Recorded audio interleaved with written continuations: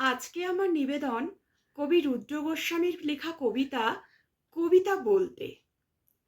কবিতা বলতে আমি বুঝি খুব দস্যি একটা মেয়ে, যে মেয়েটা ঝর্ণার মতো দুরন্ত, নদীর ঢেউয়ের মতো নাচে, যার ওড়নায় রোদের স্নান লেগে আছে, আর যার মন খারাপ হলেই তুমুল বৃষ্টি হয়।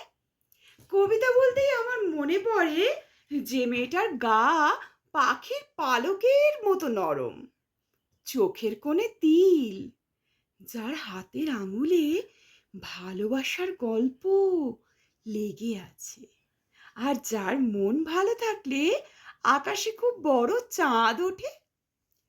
কবিতা বলতেই আমি বুঝি খুব সাধারণ নয় এমন একটা মেয়ে, হাসি হাসি মুখ, পলাশ রাঙা ঠোঁট, যে মেয়েটার চুলে রাতের অন্ধকার লেগে আছে, আজ আর অভিমান হলেই একটা বাড়ির চারদিকে খুব মেঘ করে।